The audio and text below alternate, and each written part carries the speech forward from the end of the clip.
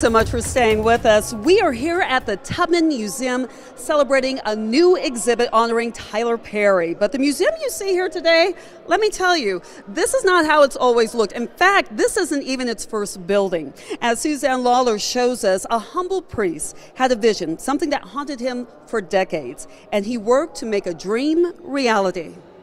You know, even when we bought the little 8,400 square foot building, it was the largest in the Southeast. And the Tubman African American Museum is still the largest museum of its kind in the Southeast. It all began about 70 years ago. Richard Keil is 90 now. In the 50s, racism was blatant in public places. And they would have pictures of African American people that would just be really downgrading them, degrading them. And I just said, someone's got to change that.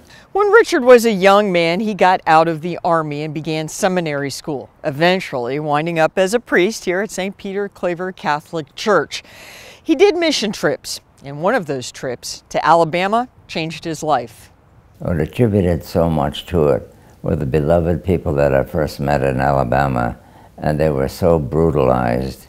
I mean, brutalized to the point of even killed or bought, loaned out of a jail. 30 years later, the museum's founder put a small down payment of $18,500 on a building in downtown Macon. Title of it was split in half, and I bought half of it. But after I after a couple of days, I could say, well, we need to buy this whole thing. It flourished for years, entertaining and educating people about African American life. In 2001, leaders broke ground on a new building. It would take over a decade for the Tubman to come to fruition into the grand establishment you see today. Keil doesn't credit himself as much as the great directors that have led the museum through the years. But he is proud. It's not lost on him the irony of his own skin color in bringing the project to life. That I knew that this could be a success, because the last thing I would want to be is a white man that started something that would end up like a piece of trash.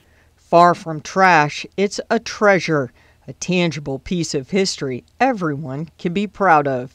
Suzanne Lawler, 13 WMAZ News. Today, the old Tubman Museum is all boarded up. It's in disrepair. Keil would love for one day for that building to be used for a children's orchestra.